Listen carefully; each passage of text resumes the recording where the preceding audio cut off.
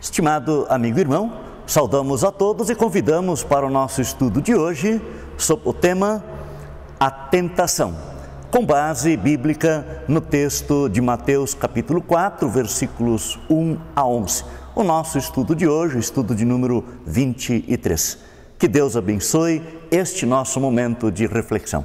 De início, lemos então o texto e convidamos você a acompanhar Mateus 4, versículos 1 a 11, onde lemos assim: A seguir, foi Jesus levado pelo Espírito ao deserto para ser tentado pelo diabo. E depois de jejuar 40 dias e 40 noites, teve fome. Então o tentador, aproximando-se, lhe disse: Se és filho de Deus, manda que estas pedras se transformem em pães.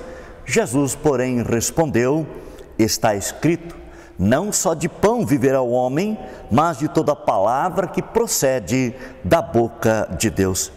Então o diabo o levou à cidade santa, colocou-o sobre o pináculo do templo e lhe disse: Se és filho de Deus, atira-te abaixo, porque está escrito: Aos seus anjos dará ordens a teu respeito, para que te guardem, e eles te susterão nas suas mãos, para não tropeçares em alguma pedra.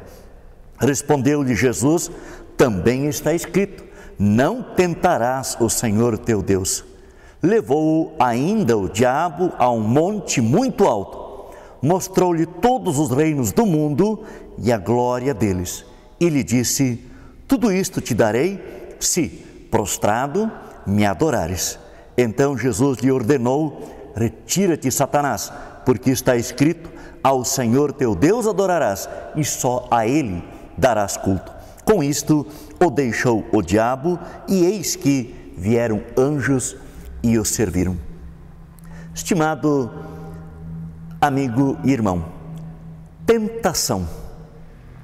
Na mitologia grega, as sereias eram filhas do deus Arquelau e da musa Calíope. Ao competirem com as musas para ver quem tinha a voz mais bonita e harmoniosa, as sereias foram castigadas, sendo transformadas em monstros com corpo de pássaro ou de peixe e cabeça humana. A única beleza que conservaram foi a linda voz, usada para atormentar os marinheiros que, enfeitiçados com o seu canto, se atiravam ao mar e se afogavam. As sereias não poderiam deixar ninguém passar ileso aos seus cantos, ou então elas perderiam a vida. Um dia, um guerreiro muito inteligente chamado Ulisses ou Odisseu pediu aos seus colegas que vedassem os seus ouvidos com cera e o amarrassem ao mastro do navio. Assim ele não poderia ouvir nem ser encantado pelo canto das sereias e não iria obedecer a elas. As sereias foram então derrotadas e desapareceram para sempre. É uma lenda. Faz parte da mitologia ou das histórias da antiga Grécia, mas esta história tem algumas lições importantes para nós ainda hoje. Primeira lição: a tentação tem poder que nós podemos chamar de enfeitiçador. Leva muitos a se atirar ao ou no pecado, como aqueles marinheiros que se atiravam ao mar e morriam.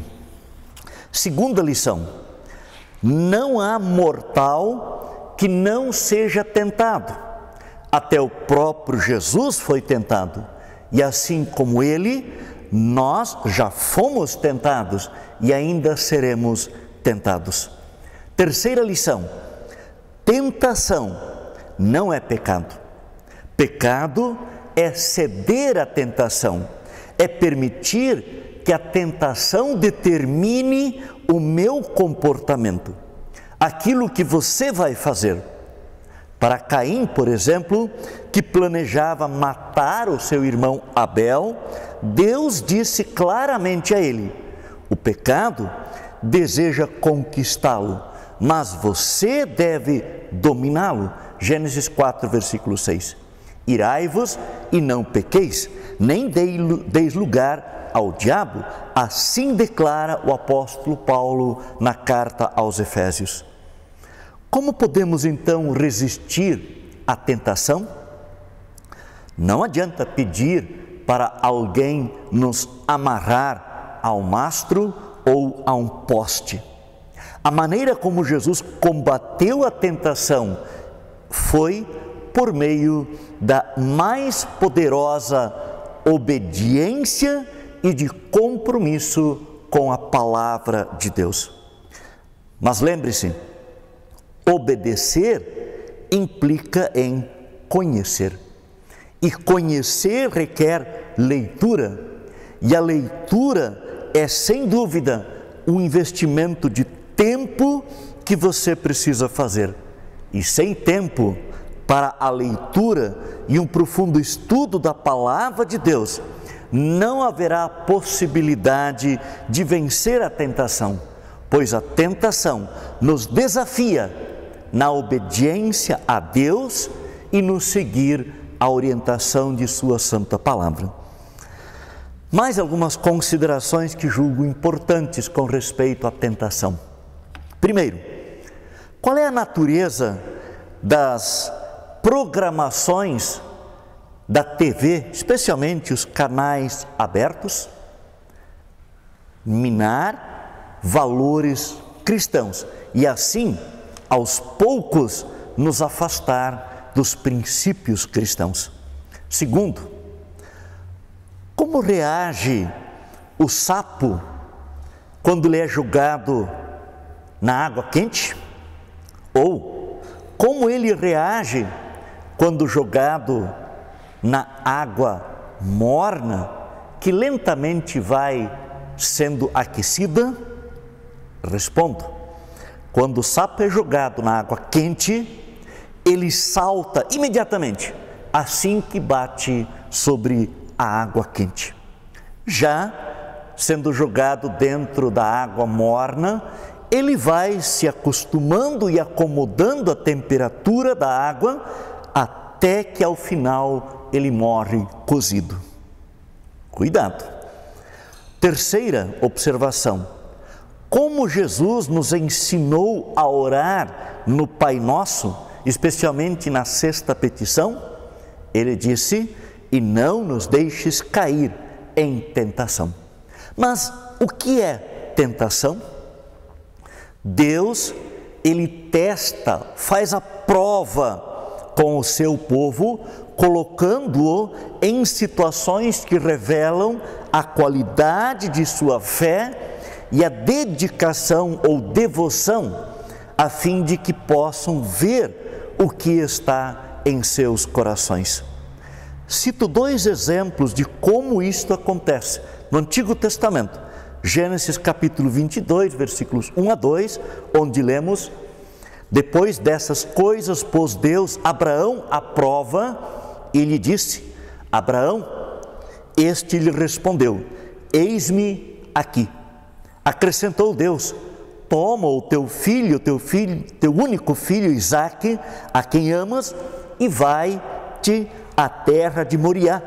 Oferece-o ali em holocausto sobre um dos montes que eu te mostrarei. Pôs à prova. Não é tentar no sentido de fazer o mal, mas é pôr à prova de obediência diante do pedido de Deus. As provas e dificuldades sempre serão usadas por Deus para o fortalecimento de nossa fé, da obediência à sua palavra. Terra de Moriá. Este é o lugar onde mais tarde seriam construídas a cidade de Jerusalém e especificamente o templo do Senhor. É como se Deus quisesse dizer a Abraão: este lugar vai ser muito importante para mim através de teu filho e de toda a sua descendência. Segundo exemplo, encontramos em Êxodo capítulo 16, versículo 4, onde lemos: então disse o Senhor a Moisés: eis que vos farei chover do céu pão, e o povo sairá e recolherá diariamente a porção para cada dia, para que eu ponha à prova se anda na minha lei ou não. Deus forneceria pão por meio de um milagre diário. Eles não precisariam recolher pão para 2 ou 3 dias, não era necessário e nem possível, porque o pão estragava. Já na sexta-feira deveriam recolher pão para 2 dias e aquele não estragaria. O presente é um prenúncio de Jesus, o pão da vida, conforme João capítulo 6, versículos 47 e seguintes. Para o povo de Israel e para nós hoje, Deus estabeleceu e também estabelece regras bem simples sobre o quando e como juntar o pão. Qual o objetivo? Testar a confiança dos israelitas, se eles acreditariam ou não na promessa de que Deus diariamente lhes daria o alimento. Deus libera Satanás para nos tentar de todas as formas, a fim de nos tirar da fé. Deus permite a tentação, mas sempre numa força que nós, seres humanos, a possamos suportar. Não é fácil, mas com oração, palavra, perdão de Deus e os sacramentos, conseguimos suportar. Vejamos então o segundo exemplo. Em 1 Pedro, capítulo 5, versículo 8, lemos assim: sede sóbrios e vigilantes, o diabo, vosso adversário, anda em derredor como leão que ruge, procurando alguém para devorar. Sóbrios e vigilantes é mais ou menos como dizer: orem sempre pelo retorno de Jesus para o juízo final. Não desanimem. Satanás, ele tenta de qualquer forma e mesmo de todas as formas prejudicar o cristão.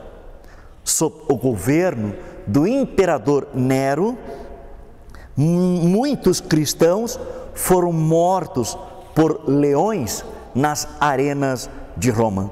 O diabo experimenta todas as artimanhas e não desiste até cansar o cristão. Ele quer nos fazer renunciar à fé, ou então, desanimados, nos tornemos apáticos ou impacientes diante das dificuldades. Mais um exemplo no Novo Testamento, 1 Coríntios 10, versículo 13. Não vos sobreveio tentação que não fosse humana, mas Deus é fiel e não permitirá que sejais tentados além das vossas forças. Pelo contrário, juntamente com a tentação que Ele permite que o diabo lance contra nós, vos proverá livramento, de sorte que a possais suportar. Vejam, estimados, todos os seres humanos sofrem tentações, mesmo aqueles que, como alguns de Corinto, pensavam ter habilidades ou poderes espirituais especiais. Mas Deus é fiel às suas promessas feitas na aliança que firmou, e Ele vos proverá o livramento. Deus prometeu sempre estar com o seu povo, e por isso mesmo, nunca somos deixados numa dificuldade ou numa situação de perdição. Sua graça nos proporciona novas oportunidades para que sejamos fiéis. Importante, Lutero nos lembra o seguinte: o não nos induzir em tentação quer dizer, Deus nos dá poder e vigor para resistir, mas sem que a tentação seja tirada ou mesmo anulada. Porque enquanto vivemos na carne, vamos ter o diabo ao nosso redor. Ninguém pode contornar tentações e incitamentos, mas o que pedimos é que não caiamos, nem nos afoguemos nelas. Sentir tentação é coisa bem diferente de consentir ou de dar o nosso sim a elas. Por outro lado, quando abandonamos a palavra de Deus, nos entregamos ou ao pecado ou à ansiedade, porque não estamos sobre o fundamento e então encaminhados para a ruína. A tentação é como aparece no livro de Provérbios, muito mais o mundo, a carne e menos o próprio diabo. Mas seria um erro pensar que a tradição sapiencial do livro de Provérbios, especialmente, bem como no Novo Testamento, não tomaria a tentação e o tentador a sério. Satanás aparece em Mateus antes do Sermão do Monte, como aquele que tentou desviar o próprio Mestre, o Messias, e não só os discípulos da palavra do Deus, o verdadeiro fundamento para a fé e a vida cristã. Existe um limite na obra de Satanás e todas as potestades, os quais continuam criaturas de Deus, sujeitas ao seu poder. Mas, quando o diabo e seus anjos, em sua rebeldia contra o Criador, buscam corromper a criação e destruir a coroa da criação, que é o ser humano, Satanás já não atua mais como agente de Deus, e sim como inimigo de Deus. Não mais como instrumento da ira ou da disciplina de Deus, e sim como aquele que induz o homem à perdição eterna por meios diversos. Seja desviando o coração humano da confiança na promessa do Evangelho, seja desviando o coração humano do amor de Deus e do amor ao próximo. Ou ainda, corrompendo o coração e explorando os pecados e tentações da carne, como a cobiça, a inveja, a avareza, a ira e assim por diante. Para Lutero, no entanto, é cada cristão batizado que luta contra o diabo na sua consciência, para deixar que lhe roube a confiança na graça de Deus, e também luta contra o diabo no corpo, para não deixar que uma falsa segurança na justificação pela fé o faça descuidar dos mandamentos de Deus e os seus reflexos na vida cristã diária. Alguns destaques quanto ao texto lido, Mateus 4, versículo 1 a 11. Em primeiro lugar, eu pergunto, em que momento o diabo se aproxima de Jesus para tentar? Respondo, quando ele está com fome, ou diríamos, fragilizado fisicamente, e igualmente ele estava fragilizado emocionalmente, o que abriria caminho para a tentação ter sucesso.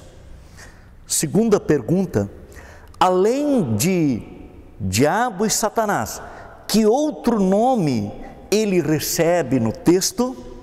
E este terceiro nome é tentador. Um lembrete importante: diabo significa caluniador, também chamado de tentador, e Satanás, que significa adversário. Quais as três grandes investidas ou tentações do diabo no nosso texto? Primeira, Jesus transformar pedras em pães para saciar a sua fome, resolver o seu problema. Segundo, saltar do pináculo do templo para provar um milagre. Sim, colocar Deus à prova ou tentá-lo. Terceiro, adorar o diabo em troca de glórias e bens materiais, resolver os seus problemas por aqui mesmo. Importante é que as tentações de Jesus não foram determinadas pelo diabo, mas por Deus, cujo plano eterno de salvação requeria que o Salvador fosse tentado e triunfasse. E Jesus passa no teste, diferente do povo de Israel, que caiu diante das tentações várias vezes. E mais uma pergunta: quais as grandes armas que Deus nos dá na luta contra o tentador? Está escrito, ou seja, usar esta espada do Espírito, que é a palavra de Deus, como Paulo ensina em Efésios 6,17. Só desta forma é que nós também poderemos resistir e vencer as tentações do tentador, como Jesus resistiu e venceu. Jesus, o vencedor do diabo por nós e em nosso lugar, ele recapitula os 40 anos de queda de Israel no deserto. Jesus vence sob situações as mais desfavoráveis. A nós, portanto, cabe a tarefa de confiar em Jesus, que foi tentado, sofreu, morreu, mas venceu para nos salvar.